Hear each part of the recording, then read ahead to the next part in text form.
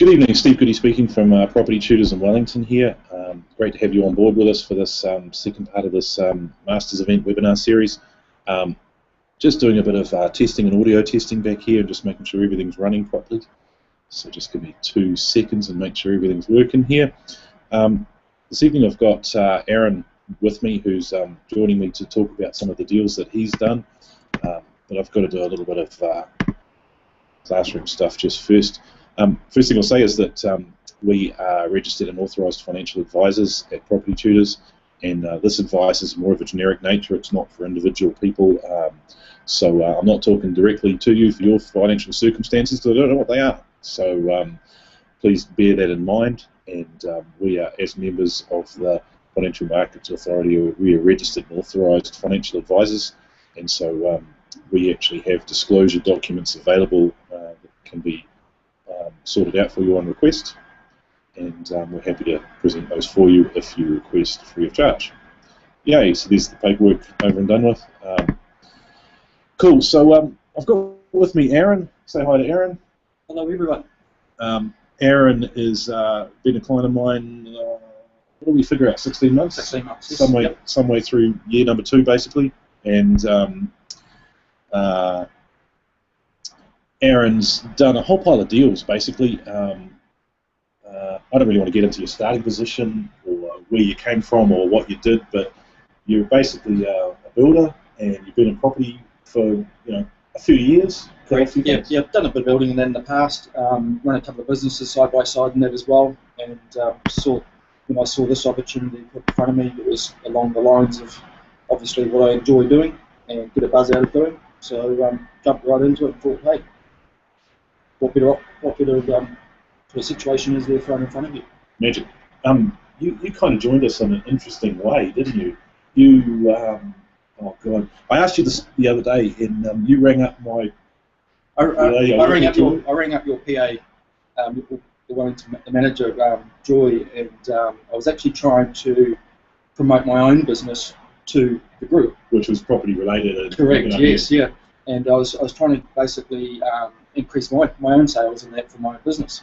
And a few months went down the track, and then Joy rang me up and offered me, or basically mentioned to me, was I interested in coming along to the Masters event, which obviously I did, and knew what it was all about prior to going, and because obviously I'd done my homework and I was trying to get my business rolling in with it. Yeah. And yeah, here I am today. Yeah, there you go. And that business that I approached you with at that time, I've since moved on from. Because what you're doing now is a little bit more profitable, sort of thing? Correct, and slightly running out of time to do everything. So, yeah. So the Superman suit, didn't really do the trick for you, and you decided to just concentrate on stuff that's more profitable. Correct. In the last, it's only in the last month that, last 6 weeks that other business has gone aside. Yeah. So yeah, the Superman suits come off. I can just wear one uniform now. Yeah. It's quite amazing actually. From my perspective, we see a lot of guys who come in, and I know you know these guys as well. They're builders and plumbers and sparkies and tradespeople, and they look at us as a source of work, and then they realise what it is they're actually doing is actually more profitable than what they were doing, and they sort of use their skills but jump ship a bit and start doing what we're doing and walk through it. Yeah, definitely. So what I've asked you to come in tonight for is not just to sit here and drink beers with me, which is hugely inappropriate and unprofessional, but hey, what do you do? But also to have a chat about, and I'm really stoked that you agreed to do this, is just come and have a chat about some of the deals you've done in the last 15, 16 months. And we've got kind of a list here, and it says 26 in 16 months, and there's only 13 on the list, because to be fair, these webinars are hard work to write, and I got lazy. And as you know me, but that happens. So I just thought we'll bound through a couple of these deals and just show the people on the webinar tonight what they were and what they were about and stuff. So this first one, Ararino, this is in Upper Hutt. Tell us how this one came about. Yeah, it was a property that I only saw basically once very quickly.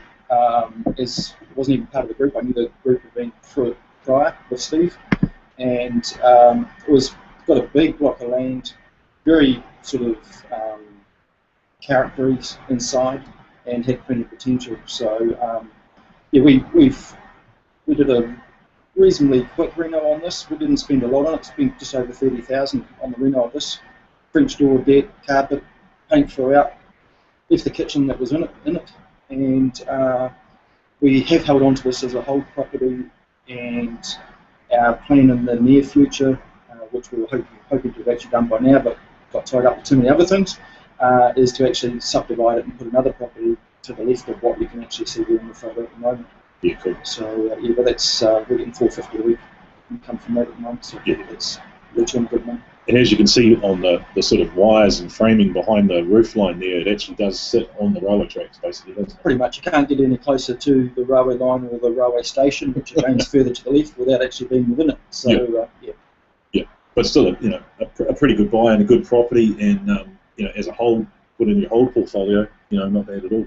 So what we mean for those people that might be sort of newbies to this a little bit by hold and in the hold portfolio is Aaron's actually purchased this with the intention of holding on to it long term for capital gain and cash flow on the property. So that's part of that side of his portfolio, so to speak. And we'll talk about other strategies as we go through these properties tonight. So that's that one. This is Tarboro, isn't it? It is indeed. Yeah, tell us about this one. This was actually bought about the same time as Arena, and this was basically probably the worst house in Tarboro at the time. And which is saying a bit. It's probably would have been just about quicker to have bowled it and rebuilt, but we went ahead with the project, and we ended up spending about 80,000 on that house. It was all but a rebuild. New poles, new joists, a lot. It was more instead of new joists, full joists in the base there. Basically, when we opened it up, they crumbled below us. It looks like it's got like scrim walls and stuff as well. It did. Yeah. You can't grouse fire risk and that stuff.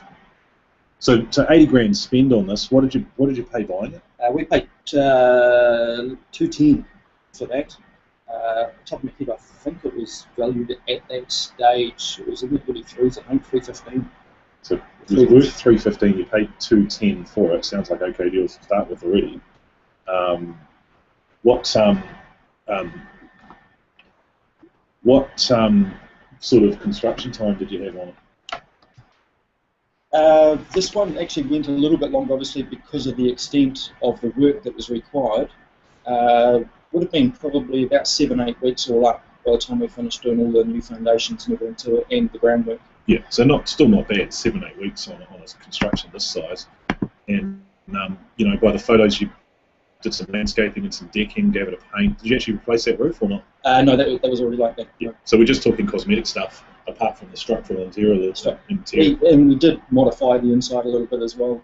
Moved the kitchen and bathroom around. Yeah. So you got some bang for your buck out of 80 odd grand. Correct. It doesn't look too horrible when you're finished. No, comes up all right.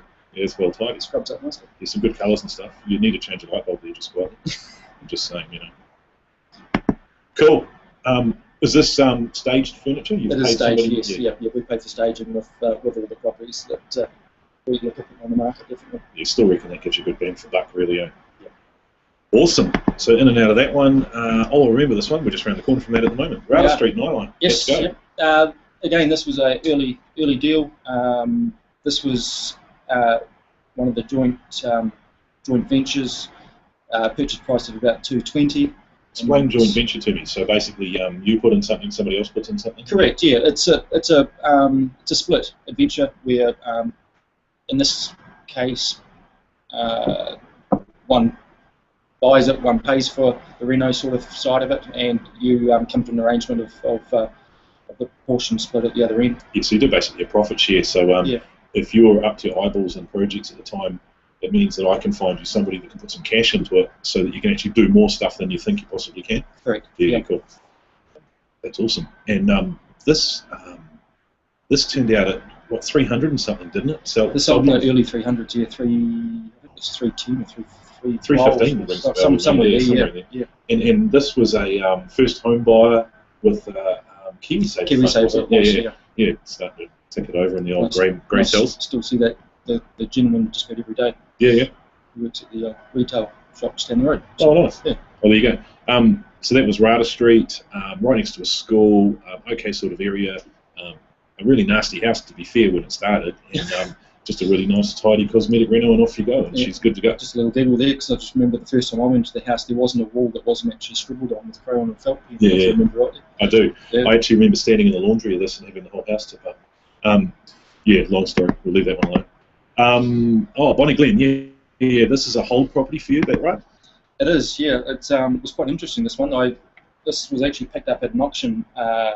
We never went to this auction intending to actually buy this property, but we turned around with, obviously picking it up at auction.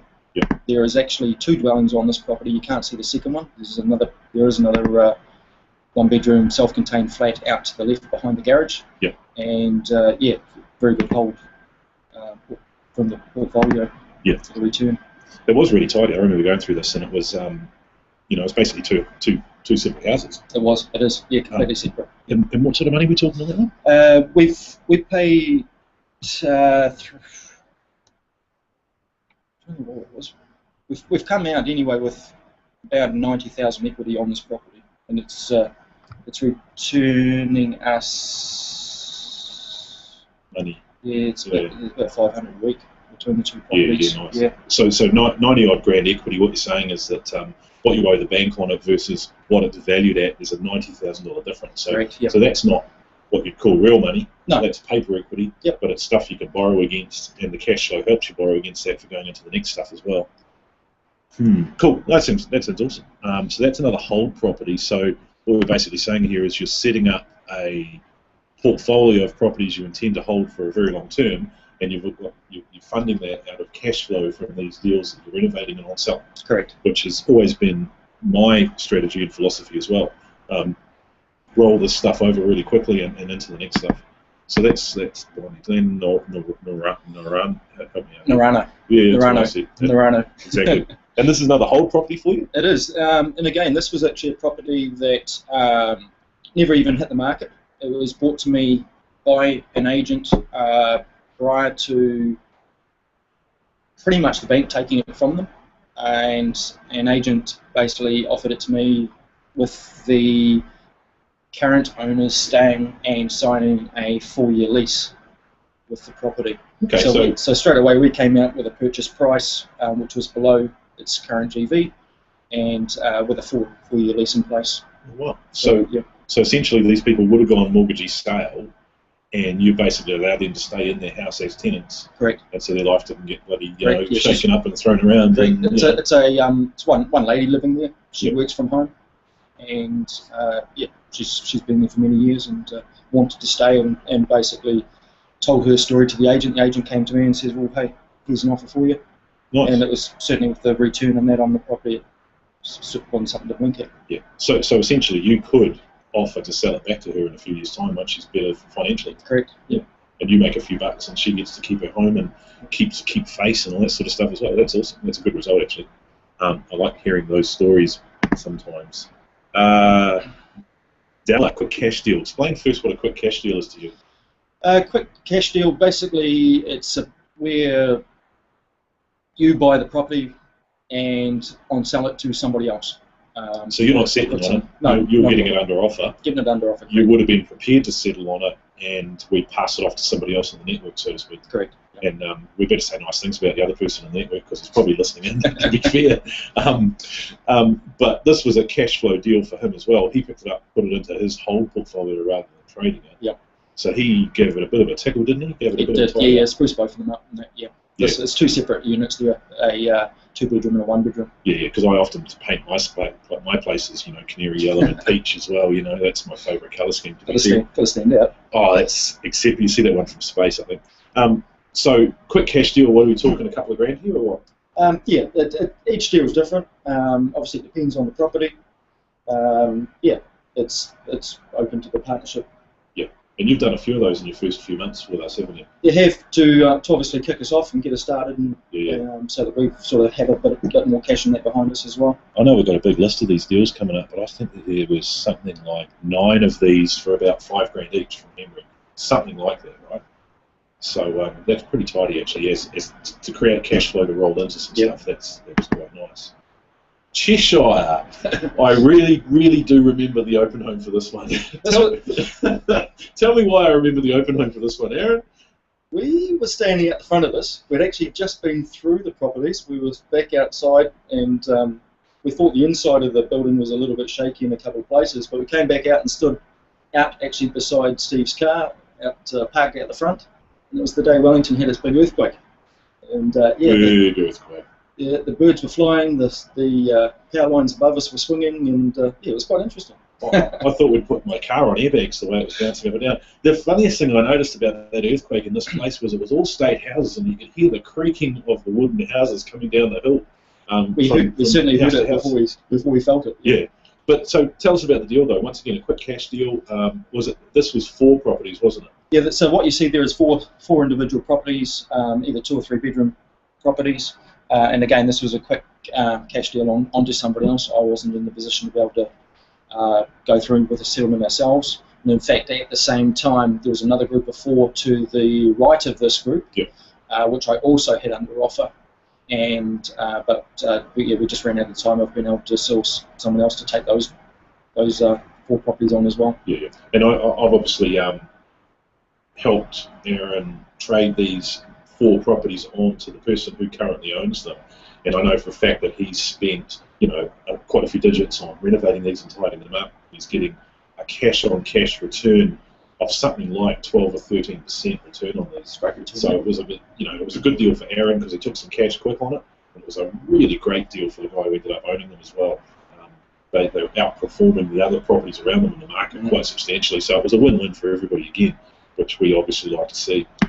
Cool, so that was that one. I don't know if I actually ever saw this one, Main Road. Actually, no, that one never eventuated. It fell over on Dave. Oh, did it? Just on prior to settlement. Well, thanks for that. You could have just made something up. You gave me the photo, geez, make a liar of me. Excuse me, everybody, just, talk amongst yourselves while I get rid of this slide. Okay, Clouston, this is Clouston Park Road, is that right? Yes, it is, yep. Yeah, nice. And this is deal 10 and 11. Once again, another quick cash deal. This was just a trade on to somebody else who did the reno. Was indeed, yeah. Easy. Bounding through these. Now we figured out with this is one in Taita, and it's 2 large 2-bedroom properties. You bought one of them, and I've got the wrong photo, isn't it? You have. So this is the front one, and what we're actually talking about is the back one. The one behind it you can only just see at the corner of. Which is largely identical. So if everybody could just squint at this one for a moment and imagine you're looking at the one behind it, what was the lowdown with this? Another quick cash deal, just a trade? It was, yes, yeah. And it was just another, again, we weren't in a position ourselves to do this one. We had a couple of the other deals on the go already, and it was just a quick trade off to somebody else in the group once again. So with these quick trades, basically what you're saying is that you're always looking for properties, you're always finding properties, you're always putting them under offer. Yep. And you pick up the ones that you can at the time, and the ones you can't, we'll trade them on and find some quick cash for it. Correct. Yeah, so nice. That's it's logical to make that sort of cash flow out of it. Very cool. Look at that stunning bloke with the shovel there. Look at that. Oh, sorry. Pretending spade. Yeah. Wainui Road. Yahoo! Tell us about this one. Yeah, this was a Art Deco house that was bought. It was a 3-bedroom. We turned this into a 4-bedroom. It was a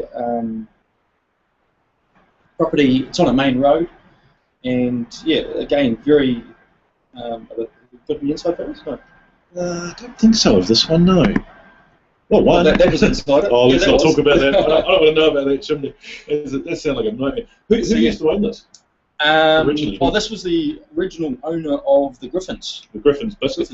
Yeah. This used to be the original house of the factory. Yeah, cool. And go on then, tell us about this one. This is a chimney coming out, isn't it? This is a chimney coming out. And didn't you swear to me this is going to be an easy job? This chimney, yeah. I think I had 2 or 3 guys. Sometimes you can see a foot of a guy up on the roof there. Yeah. Most time there was 2. Quite often there was 3 people working on this, and it took over a week to get rid of this chimney. Yeah. That chimney wasn't going anywhere. Yeah. I just wish I never started. Never suggested removing the chimney. Correct. And it was only been removed so that we could actually push the kitchen back into the corner further. Yeah. So I was originally just going to block out around it and leave it within the wall. Yeah. And we thought, no, it would look better with the kitchen pushed right back into the corner. And so instead, once we started, it was too late. was a week of taking the chimney apart. So what we're saying here is that not everything goes absolutely perfectly to plan every time, right? No, correct. Yeah, nice. Yeah, good call on that one. And luckily you're not, and I'm not, but more importantly, the guy on the Kangaroo Hammer at the time. So I was quite a bit though. Yeah. Yeah, well, that's okay, because I wasn't, so that's fine. Henny and I Street, so this was actually a trade deal, right? So once again, you took a cash fee on this one. Yep. You actually did the renovation for the guy as well, right? Correct, yep. As I have on quite a few of these. Yeah, Yep. cool. And this one was a bit interesting. There's a tie-in for All Cres. We'll talk about it when we get to All Cres. But basically, this one got traded to somebody within the group. You did the renovation for them. They sold it. They made some money. Yahoo, party on. Correct. So 36 Hardy Street, once again, this was a trade. I just love art trades. Yeah, beautiful. And once again, this eventually did sell for a nice profit too. Good spot, good position, nice little house. Got done in the end. Oh, Pinehaven Road. This is a good story. I like this, and this is possibly one of my favourite stories. Over to you, mate. This is funny. Well, I was dealing on and off with this property for about 6 or 7 months, and in that time, probably through offers at the owners, probably 4 or 5 times, anywhere in the vicinity of 290,000 up to about, I think we climbed up to about 320 at one stage. And so you offered 320 at one stage for this? I'm pretty sure it was either 315 or 320 at one stage. Yeah. And turned down each time, basically told where to go. And very difficult client or vendor. Now, the real estate company that this was listed with, they had it for about 6 or 7 months. And during that whole time, there's only ever 2 couples that went through it. Why? Was it really rubbish? Or? It was. Yeah. It stunk. Had dogs in there that were locked inside. It was the car. When we actually went in, she apologised that she hadn't vacuumed the carpet, and I looked at my partner and we sort of thought, what carpet? It was threadbare, or it was thread and basically dog poop. So nice. Yes, yeah. Nice. So it was So we were dealing on and off with this one for quite some time. It ended up being taken off the market, and about 3 weeks later it ended up as a mortgagee auction with a different real estate company, and they obviously did their normal 4-week marketing plan for it. Yep. And again, during that time, not one person was allowed to actually enter the property. The owners of the property stopped them from taking anybody through, which often happens in a mortgagee sale. They get all Correct. funny about it, and being tough. Yeah. So I didn't make contact with this agent at all. The night before the auction was supposed to have taken place for the advertised date, I rang the real estate agent and I said, can you advise what's happening with Pinehaven Road? And he was quite surprised that I was asking that question, because he said, why are you interested in that property? I said, I've actually seen the property and I am keen to go further. Yeah. And he was quite surprised that I knew the property and was basically showing interest. Because he himself had actually been into the property, but obviously hadn't been able to show anybody else. So so come the following day, I rocked on up to the auction. Yep. I had a couple of friends turn up with me as well, who were actually the real estate agents that I was dealing with prior. Yeah. So they knew what I'd been doing. Yeah. And they knew that it was up for auction, and we'd been talking that morning. Yeah. And basically I was a one and only bidder. So nobody else bid anything at all. You were the only bidder. Only bidder. There was only one other person outside the other 2 from the real estate company. Yeah. That was in the room. So it was you and the bank, and you'd offered 320 previously. Correct. What did you end up paying for the property? 250. Oh, that's harsh. And this is a four bedroom, and I think off the top of my head, I think it's about 210 square metres. Yeah. So 210 square metre house. That picture doesn't show a lot of it. I think it's more I've got a finished jobby. So you offered them 320. You ended up paying 250. What was the GV of the property? The GV at that stage was 385, I think. So 385, and you paid 250 for it. Yeah. Yeah. Okay, that's actually not too bad, really. Let's face it. Yeah. And so you gave it a bit of a spruce up, right? Yes, correct. What did the reno cost you? 48. 48 grand. And you know, there's a channel of sale here, wasn't there? It wasn't the cleanest sale the world's ever seen. It wasn't, no. So what happened? I mean, barbed question here, sure, right? But what happened the first time you sold it? The first time, there was something wrong with the sale and it crashed and it fell over, wasn't it? Yeah, there was a second one that we ended up going with. I can't remember what the full story was, that first one. Because I thought it was like it went under offer and the offer fell over and then it went under offer for more money. Yeah, I did. Yes, sorry. Yeah, correct. It's your property, mate. I got a better memory of this than you do. I've got too many on the go. But so it did go under offer. It went under offer for, I think it was about 14. Yeah. The first time it fell over, they couldn't get finance. That's what it was. Yeah, couldn't get finance, and they really loved it. They were trying on it for ages, and it fell over. And that was on a Friday when it fell over. I didn't go home on the Sunday, and basically was pretty much an unconditional offer. Went in the following week. Yeah. But we had a couple of tangles with that, but the couple ended up actually from day one moving into it and renting it from us until settlement was made, sort of about 3 months later. Yeah, very nice. And obviously, you know, really nice colour scheme. Property's tidied up. There's probably slightly less dog poo in there at this stage. Is that right? Yeah. Correct. Yeah, nice. And I remember going through this house and going, you know, bloody hell, where did this come from? It's actually a bloody big, nice, good-looking, tidy, clean house. So, you know, ballpark it for me, you know, after renovation costs, after expenses, after everything apart from obviously tax, which we won't know till the end of the financial year, what money did you make on this property? Well, obviously before the tax came out, there was about $128,000 on this one property. Right. So $250,000 purchase price, you know, 50 odd grand-ish reno, and you made over $100,000, nearly $130,000 on this one property. Yeah, that's actually not too bad. Just like, you know, between you and I, a lot of people work 2 years for that sort of money. Very, very cool. So that's Pine Haven Road. Hazel Street. I always like to look at this house because this got moved off another site and the bricks got redone and it was just an old frame. You didn't even know that. It wasn't weird. Oh, come on, mate, keep up. No, this was an old house and they moved the shell of it from the Pack and Save site, actually, when they built Pack and Save. They put it on this side and actually re-bricked it with new brick. That's why it actually looks kind of new, although it's got an older roof and all that sort of stuff. So once again, this is just a trade deal for you. Got under offer, traded to somebody else. Did you do the reno on this? Yes. Yeah. And the client that ended up with the project made a profit. Yep. You made a small profit on it as well, a couple of grand off you go, thanks for coming, and rolled into the next one once again, which is not technically quite as easy as Hazel Street. Would that be correct? Correct. Now, I went through this with you, and correct me if I'm wrong, but I think that the bathroom should be inside the house. I also think that there should be an oven that's not outside the house as well. This was what we nicely call cosmetically distressed, shall we say? Slightly. Yeah. But it did have sea views from the toilet. From the toilet, yeah, it was great. Sitting in the toilet. Well, you had to be standing on the toilet seat or sitting in the toilet. You could sit in the toilet. Yeah, okay, cool. There wasn't even a wall in the way. So, give us a quick rundown on this one. This isn't actually a trade deal. This is a JV joint venture. Hey, thanks for pointing out my inadequacy. So, PowerPoint again, this is underway currently at the moment. In fact, that photo was only probably at the end of last week. 3 days ago. 3 days ago.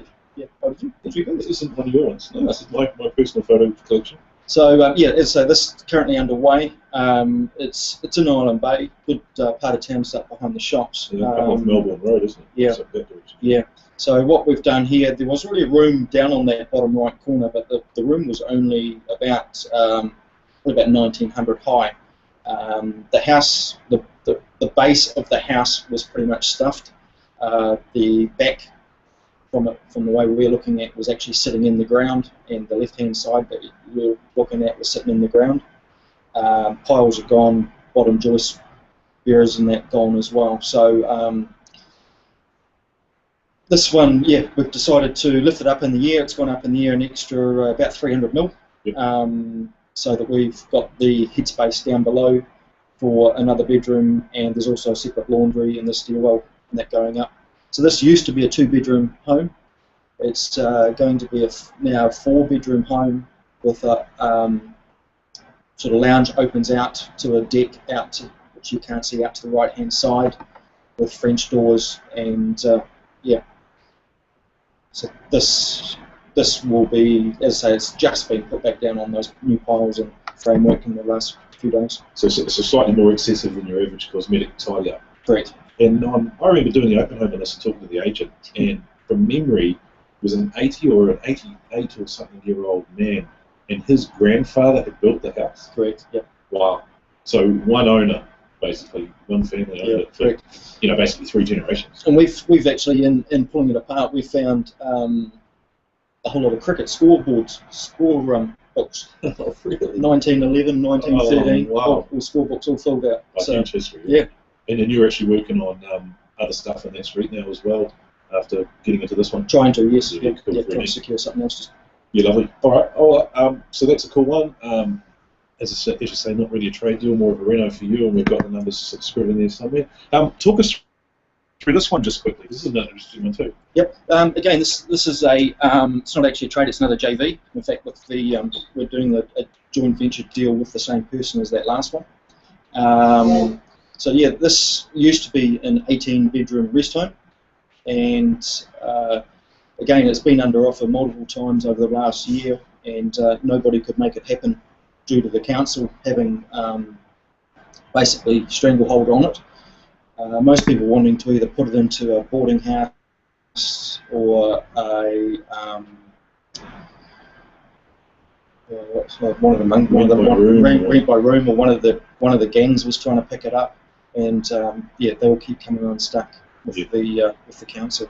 So I went to the council prior to sort of putting an offer in on this property, and said to them what my thoughts were for the property, and the council basically said to us, hey, if you can get it under offer, you do that, yep, we'll go with your plan.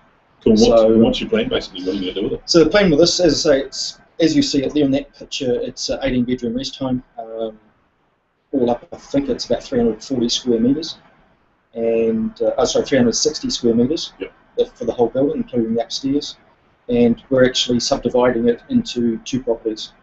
So this back end that you're looking at closest to you there will be a 3-bedroom, 110 square metres with a garage. Yep. So the garage will be, if you go back, the garage sort of where that bush is there, if you put your marker over that. And around where that blue window is. Yeah, so that area all there comes out. There's a single garage with a pad and that is currently being put in there at the moment. Mm-hmm. So that's your subdivisional wall between the 2 properties. But yeah, so this back end's about 110 square metres, 3 bedrooms, and the front end is going to be 5 bedrooms, Huge. a very large separate lounge, separate dining, and about 3 bathrooms. Yeah, and nice. it's still 240 square metres plus a garage going out to the right further internally as well. Yeah, where that So- brick is just basically garage going there, right? To the right of that further, yeah. Awesome. Magic. So another healthy deal. And what did you buy? What did you pay for that in the end? We paid what did we Carlisle? Yeah. No, No, Carlisle was the other one. Whitley. Whitley, 370. 370. Yeah. And what was the GV on Whitley when you bought it? Something about 610 or 610 GV bought for 370. Yeah. Yeah. Yeah. So once again, not a too shabby a deal Right. on those numbers at all. But we'll probably be spending about 150 on this one Yeah. to get it across. That's including subdivisional. So it's not really just painting carpet and stuff. We're No. talking some big numbers again. Once again. Cool. All right. Moving on then. Now, 45 All Cres is an interesting one. Can you explain to me sort of what the connection is between this All Cres deal and the Hinemoa deal that we were talking about earlier? The little flat. Yep. Yeah. I was aware that the Hinemoa property was under offer, and it was under offer for quite some time. And the people that had that offer in place for Hinemoa Street had this on the market, and the only condition, obviously, for them to take on Hinemoa was the sale of this property. Right. Yeah. Cool. So, in order to get Hinemoa Street unconditional and settled, you got a bit sneaky and went, well, how about we go and have a look at All Cres and see if there's any money to be made there, right? Correct. Cool. And so obviously you bought it, renovated it, and sold it, and the guy that did Hinemoa Street made a certain amount of money, and tell me if I'm right here, but you actually made more money on the one that you bought to get Hinemoa to settle than you did on Hinemoa. There was a higher profit on this one than the Hinemoa, yeah. Which is kind of hilarious when you think about it. So basically, you bought this house by accident. Yep. To try and make another deal happen. To make another deal happen for free. Yep. And then made more money in this one than you did on the other one. That's not actually a bad accident to happen. So what we're talking here is, oh man, where is it on the list? Hinemoa was a profit of, jeepers, 40-something grand, 30-something grand, and this one was nearly 50 from memory. That's a nice problem to have. It's a good little accident. And once again, really nice looking property. You've repurposed it for modern living from what it was, which was pretty dated and standard. Very dated. And once again, dressed in an immaculate condition, and it seemed to sell fairly easily. It did, yep. And I remember you making a comment about your joint venture partner who actually funded the purchase and renovation of this Hall Crest property. Yeah. And was he fairly nonchalant about the whole process? To be honest with you, I think he saw it about a week before it went back on the market. Yeah. Because he was actually down south. Yeah. Yeah. Yeah. And, he was running marathons and that down south from memory. And he had a look at this property, and it went unconditional and it sold, and you just threw some money in his bank account, said that's your part of the profit.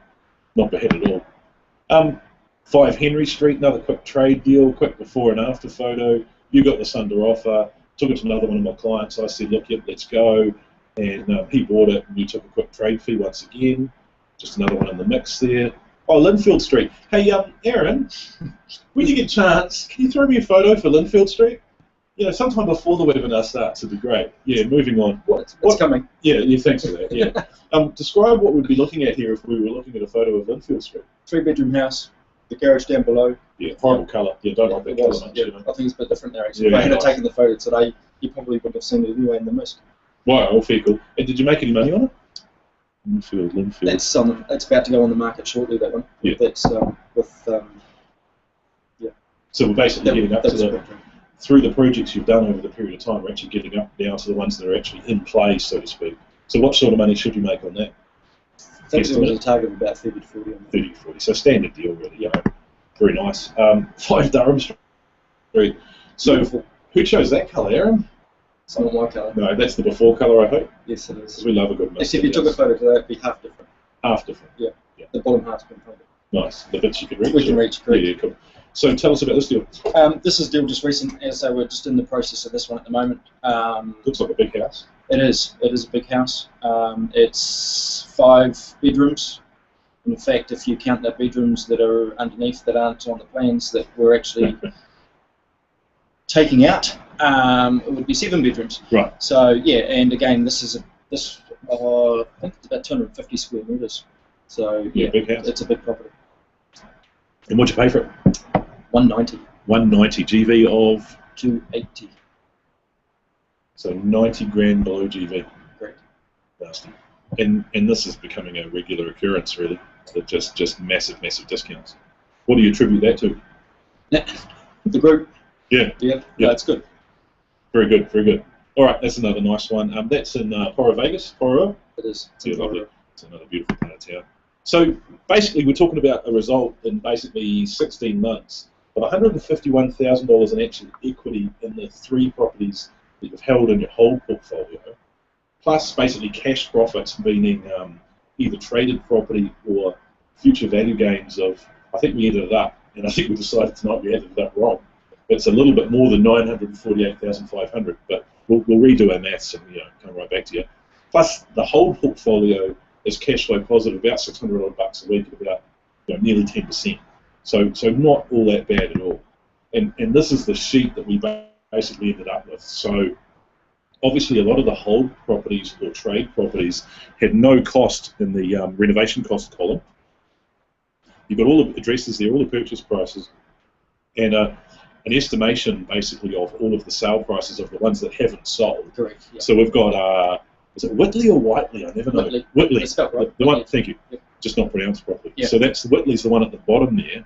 That's the rest home. We've got Durham Street, Linfield, and Carlisle, I think, are really the only ones on there that we've estimated a value or a sale price for. That's the secret deal. The secret deal. Yeah, well, the secret deal, tell me about that. Why aren't you telling us where the secret deal is, Aaron? It's not quite signed off yet. We're close. The purchase price is slightly out there. Slightly higher than your normal sort of stuff. Slightly higher than what the normal sort of range that we work in as well. But the actual purchase price that we've settled on is 484. So 484, you'd actually down to 484 from the 525 that I thought it was. Correct. And what's the GV on it? What's the value on it, so to speak? Its current value is 740. Right, so 484 and a 740 value, and another healthy deal. You expect to make a few bucks on it. Hopefully, yes. Yeah, nice. What do you think that figure is? Bottom right-hand corner. I put it down at 948,500 after we had that chat the other day. I know that that's not cash that you have received purely yourself. A lot of it is paper equity. A lot of it is been split with other people, joint venture partners and stuff. But the profit on all of the deals that you've done in the last 16 months, do you think it would be over $1 million? Yeah, it would be. Yeah, nice. That's a massive result. That's really, really. And again, good. that's working on those figures of those properties still to come up on. Yeah, absolutely. As indicative. Yeah. Because you're not going to get a call tomorrow from IRD and go, it's not real money until it's actually in the bank, until it's actually totally done. There's only 3 or 4 in there, basically, that list that aren't totally done and nailed down. Now, I'm not saying that through Property Tutors that this is the average result. You've done an outstanding job. You've taken on the learnings and the direction and the stuff that we've offered, and you've actually had an outstanding result. And I'd love to say that this is the average result, but it's just not. You've done really, really, really well. But, hey, this is what's achievable when you've got a little bit of skill, a little bit of direction, a lot of motivation, and also a lot of other people that you can work with within the program. And I think that is, really, really quite flash. So what we've basically done here in 16 months is bought and or sold it, bought and or disposed and sold of over $6 million worth of property projects in that period of time. And also on top of that, you've actually completed and taken a small profit for doing renovations for other people within the group in that time as well, haven't you? Correct, yeah. I actually just worked out this afternoon before coming that over and above these properties that myself and my team have worked on, we've also worked on 11 other projects in that time frame. Wow. So we're talking 37 properties in 16 months. Yeah. That's outstanding. It's a massive result. That's really something to be looked at. So essentially, this entire thing for you started from ringing up somebody within my team and going, hey, how can I sell stuff to you? You've come along to our event, our Property Masters event, and seen what it is that we put together and we do, and you've gone, yeah, that's a piece of me. And that's turned into this in 16 months. Correct. So we're talking, up to today, basically this is the result that we're talking about. So if the people online tonight wanted to get involved in that, what would you say to them? Definitely come along to the Masters event. Even if you're in a position where you think you haven't got the funds to be able to be doing it, hey, there's definitely options there, and certainly if you come along to the event, you'll be shown how to go about it. Cool. So how would they book if they wanted to book on the? Just click on the link, and yeah. So go to www.bookthedeal.co.nz. We don't make it horrifically expensive. We throw a whole pile of books and bonuses and stuff like that in, because hey, we're bribing you to come along to the event, because we want you to see our content and see if we're real and see if we're the real deal, and we are. We're offering a whole pile of content for $47 to get you to have a look at who we are. And it's not a great big nasty sales fest, in my opinion. We spend about 30-40 minutes actually talking about our coaching programs at the end of the day and offering them to the people in the room. The rest of the time, it's all content and learning. And go to the Auckland event, you get to meet a whole pile of people like Aaron who are doing exactly the same thing in the Auckland market. Come to the Wellington event, you get to meet a whole pile of people like Aaron, including Aaron, who are doing it exactly the same thing in Wellington.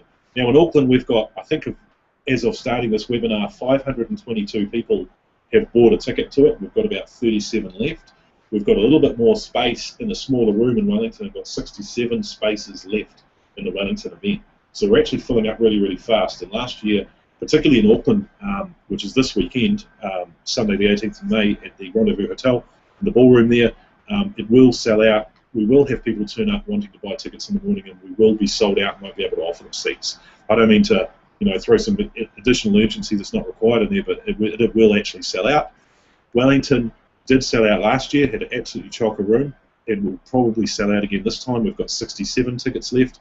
As I say, they're $47 a ticket. You grab them at bookthedeal.co.nz, and we're going to be flat out with this thing over the next week or two. So this weekend in Auckland, next weekend in Wellington, and we want to show you how you can get the same as, better, or at least similar results to what Aaron's been able to achieve, going flat out like I was drinking in the last 16 months. So, Aaron, you're going to keep doing this and keep hitting at this sort of speed? Definitely, I enjoy it, and the group of people around you also doing the same. Obviously, all got the same mindset, and yeah, got a great group of people to be around. Yeah, it's a good peer group to be in. All very positive people, just hitting it and trying to make a few bucks and get on bonkers with it. I really enjoy coaching it. You enjoy being in it.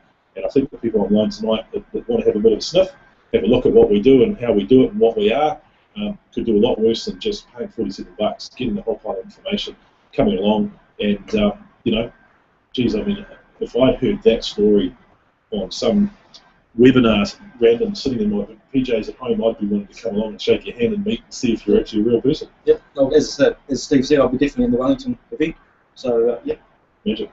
And look, I want to profusely thank you for sharing this information with us tonight, because it takes a bit of daring to sit in front of a couple hundred people and a laptop and share your story, and it's an outstanding story. I want to congratulate you on your results, and just once again say thank you. I think that's pretty bloody amazing, really. That's really great. And I'll just remind people that those tickets will be available tonight on bookthedeal.co.nz.